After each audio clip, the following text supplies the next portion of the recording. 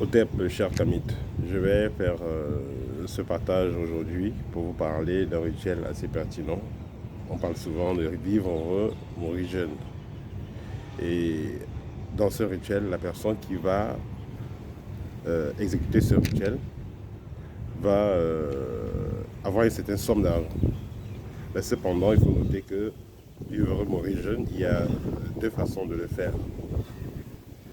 La première façon, qui est la façon la plus brute, la personne reçoit de l'argent de façon concrète, physiquement. Et la deuxième méthode, la personne va avoir un certain rayonnement. Alors, bien avant que je décide de rejoindre la communauté kémique, bien avant même encore, je vais dire il y a cela plus d'une quinzaine d'années, j'avais commencé à faire mes services spirituels depuis le Cameroun. J'avais un cabinet où je recevais les gens. Et il y a des travaux que je pouvais faire, mais également il y a des travaux que je ne pouvais pas faire. Et quand je ne pouvais pas donc faire des travaux, je vais dire ici les travaux d'argent et tout ça, je faisais pas ce type de travail. Si c'était les travaux liés aux sentiments, les travaux liés à des déblocages, blocages, déblocages, tout ça, les travaux de base, moi je les faisais. Et c'était un article magique aussi, je permettais à des personnes d'en commander. Parce que j'étais en communication avec certaines maisons mystiques en Inde et un peu partout dans le monde. Et à un moment, je coopérais avec. Il y a un grand maître qui était au pays, ceux qui connaissent bien la zone de Bangmakobi, dans tout droit la Yaoundé. Il y a un grand maître qui était là et qui faisait des rituels qu'on ne retrouvait pas ailleurs. C'est-à-dire, par exemple, quelqu'un a perdu une voiture, vous pouvez faire des rituels et vous retrouvez la voiture ou la voiture revient chez vous. Peu importe ce que vous avez perdu, faisait ça revenir, que ce soit de façon mystique, par tous les moyens, faisait ça revenir. Si vous disiez que vous aurez les résultats de telle opération, vous aurez telle chose à 14h00, à 14h00, vous aurez ce qu'il a dit. Donc c'est comme ça qu'il travaille. Il y a donc un jeune homme qui voulait faire ce rituel-là, le vivre au mourir jeune. Vous savez, quand on commence dans le domaine mystique, tout ce qui est du concret est excitant. On a un calendrier de beaucoup de maîtres spirituels, beaucoup de temples magiques. Et on peut de temps en temps coopérer avec ces temples-là. C'est-à-dire que vous envoyez des personnes qui veulent des services et autres. Voilà, on le faisait. Et donc je faisais ce type de choses-là, comme la plupart des maîtres qui travaillaient avec moi. Voilà. Et il y a donc un jeune homme qui voulait donc faire ce rituel-là, de vivre au Maurigène, ce pacte-là. Et je l'accompagnais chez le grand maître. On a pris le, le, le bus, on est arrivé au village. Et quand on est arrivé au village, il était aux environs de 17h30. Le grand maître nous a reçus. Il nous a même pas laissé expliquer ce qu'on veut, hein. Il savait déjà ce qu'on voulait. Nous sommes arrivés, il nous a fait manger, il nous a servi à manger. On nous a donné un peu du vin, il y avait préparé la chèvre de cette femme, parce que ce maître-là avait près de 20 femmes. Voilà, on nous a fait manger et on a dormi.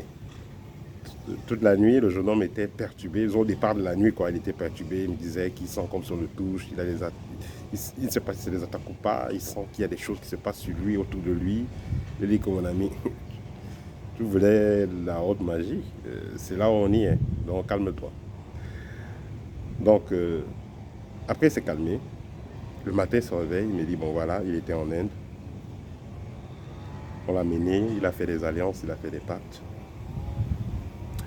Ils sont tombés d'accord sur la somme. On leur a proposé une somme, il a refusé. Et on a proposé une autre somme, il a reproposé une autre somme. Ils sont tombés d'accord. Il sait déjà qu'il va vivre 5 ans.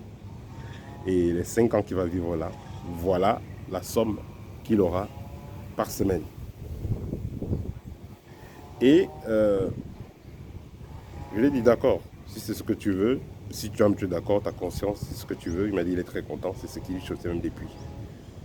J'ai dit, ok. Vous savez, il y a des personnes qui vont aussi aller faire des pactes de la sorte, parce que ces personnes-là, parfois, sont atteintes de ces maladies incurables, ou parce qu'elles savent que dans tous les cas, elles vont mourir, et puisqu'elles n'ont rien à gagner, comment dire, elles n'ont plus rien à perdre, rien à gagner dans la vie. Il y a des gens comme ça. Voilà. Il se dit donc que autant mieux vivre 5 ans bien que de continuer à misérer pendant jusqu'à la fin de sa vie. Par rapport au désespoir, il y a des gens qui sont désespérés comme ça.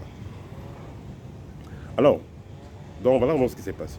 Vous savez, certains maîtres spirituels dans certaines confréries ou certains temples, ils ne vont pas avoir le temps de trop parler.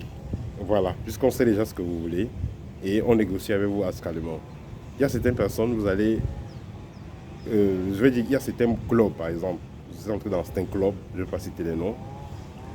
Vous voyez des gens qui brillent de façon bizarre. Donc, c'est-à-dire que quelqu'un arrivé, de façon suspecte, il commence à briller, là, tout ce qu'il veut. Vous posez la question, mais qu'est-ce qui se passe dans la vie de la personne? Il a touché à quoi? Il y a des gens qui vont faire des alliances, mais pas forcément de façon vocale. Donc, ils vont faire ça de façon astrale, c'est-à-dire que vous avez déjà fait part à telle ou telle personne ce que vous voulez, et astralement, la personne vous contacte. C'est là que vous comprenez qu'il y a sorcier et sorcier. En temps normal, pour faire des expériences de sortie hors du corps, ouverture troisième œil, ça va vous prendre des mois, voire même des années. Mais le fait d'entrer dans une confrérie, d'entrer dans un cercle magique bizarre, on peut vous faire cela la même soirée. En 24 heures, vous faites déjà toutes ces choses-là. Mais le problème maintenant, c'est quoi? C'est le prix à payer pour tout ça. Donc le jeune homme, il a fait dans ses alliances et tout. Le maître lui a demandé d'apporter la terre de sa maison familiale, qu'il apporte la terre pour finaliser le rituel. Parce que quand on va prendre la terre là, ça va faire en sorte que les rituels que les grands-parents avaient eu à faire pour bloquer ce type de choses soient anéantis. Et ce qui se passe, c'est que quand le jeune homme part donc pour entrer en contact, disons pour prendre la terre dans le caveau familial, quand il arrive dans là-bas, il se fait attraper par la police. Pourquoi? Parce qu'il avait déjà fait des forfaits au quartier. Et voilà. Et la police le cherchait. Donc il s'est fait capturer par la police. Pour finir, il n'a pas fait son rituel. Il n'a pas fini son rituel. Alors, je fais dans ce partage pour vous faire comprendre que ça c'est la première partie. Il y a des personnes qui ont des grands moyens. Voilà, qui travaillent avec des esprits très très puissants, qui ont des grands moyens et qui peuvent faire ce que vous n'imaginez pas. Et ces personnes-là, eux aussi, ont des... comment dire? Ils ont des lourdes taxes. Ils ont des lourds sacrifices à faire. Parce que ce maître-là, qui travaillait avec des esprits, il était déjà décédé, ça fait peut-être une dizaine d'années. Autour de sa maison, il y avait beaucoup de tombes. Beaucoup de tombes des enfants. Voilà, vous avez posé la question, ces enfants sont tous. Donc ces maîtres-là qui travaillent avec des esprits, vous pensez que ce sont des esprits de chèvre ou de poulet? Non, non, non. C'est des esprits des personnes qui sont mortes de façon bizarre. Et c'est un grand problème qu'il y a dans la magie indienne. Je veux parler de la magie indienne négative. C'est l'un des grands problèmes qu'il y a. On va faire apparaître des choses de façon spontanée. On fait apparaître de l'argent, on fait apparaître un bic magique, on fait apparaître des bagues, des porte-monnaies, tout ça, ça apparaît. Mais qui transporte ça? Ce n'est pas l'esprit de la chauve-souris. C'est les personnes qui ont été décédées de façon bizarre et on a attrapé les esprits, on a capturé les esprits de ces personnes-là pour les utiliser pour faire des transports. Et à un moment donné, c'était très populaire, la poste mystique. C'est-à-dire que vous commandez des bijoux de protection ou de autres, ou d'attirance, on vous fait apparaître ça en bas de votre oreiller. Ce sont des esprits qui travaillent. Quel type d'esprit? Alors, pour revenir à la deuxième partie de Vivre ou mourir jeune, il y a des personnes donc, qui vont... je pense que vous avez entendu parler de ça, le rituel du coq par exemple. Le coq et les graines de maïs, il y a d'autres rituels pareils. Hein. Donc, c'est-à-dire que vous arrivez chez un mystique, vous allez signer une alliance, on va vous faire prospérer pendant une bonne période, mais après vous allez mourir.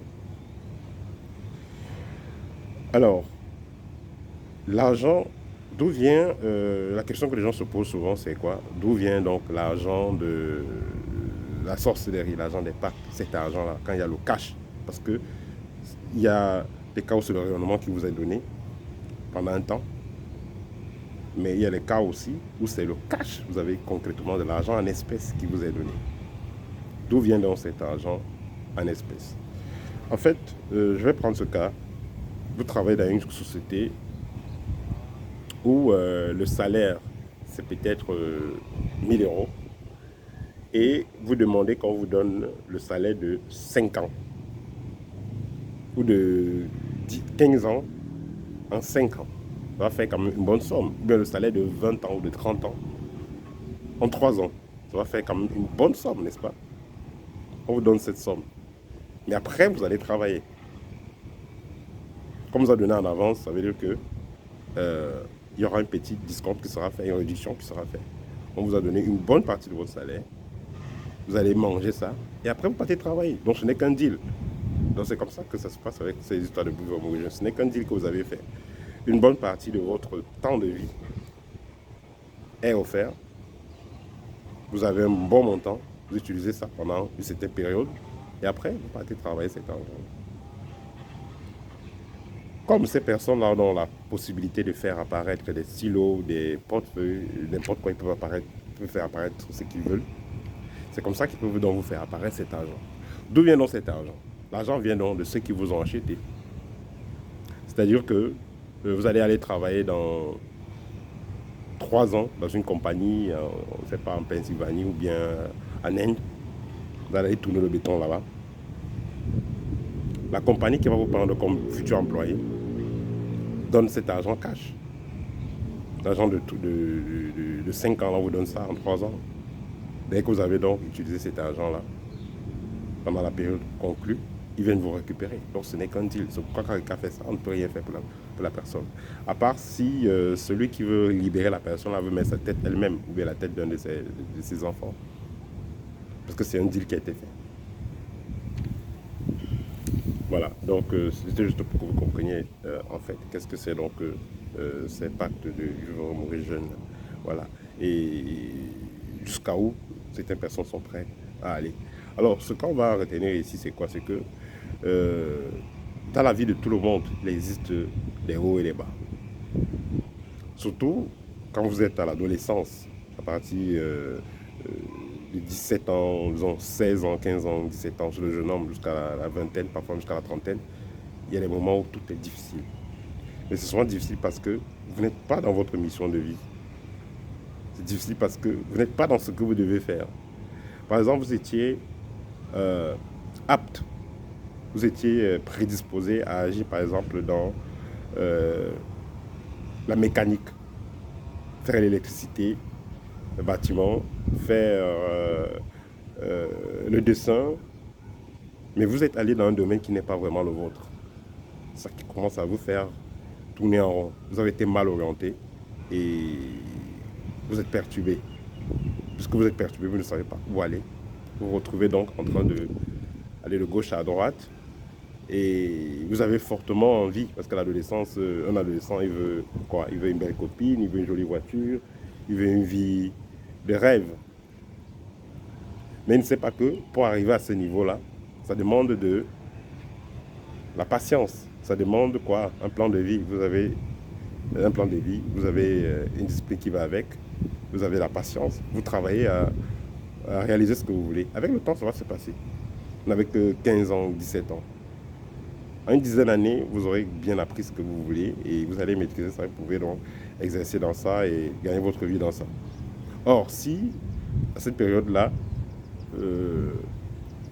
vous êtes plutôt là à vous focaliser sur avoir spontanément ce que vous voulez, là, vous allez mordre les dents. Là, vous allez taper poteau, comme on dit souvent, et vous allez vous retrouver malheureux en train d'aller mettre la main dans n'importe quoi. Et vous notez que ces gens qui font ces pactes-là, généralement ne prennent le temps d'analyser les personnes avant de faire ces pactes avec ces personnes-là. Ils ne prennent pas les gens n'importe comment pour faire ces pactes. Parce que quand vous signez déjà un pacte, quand vous commencez déjà à prendre un portefeuille magique, vous commencez déjà à manger l'argent d'une sorcellerie ou de quoi que ce soit de bizarre, ils sont déjà garantis qu'ils peuvent vous prendre à tout moment. Et c'est là qui va faire qu'ils vont vous donner leur argent. C'est après ça qu'ils pourront donc vous donner leur argent. Donc s'ils ne sont pas sûrs de pouvoir avoir main mise sur vous à tout moment, de vous contrôler, ils ne peuvent pas faire ce type d'alliance avec vous.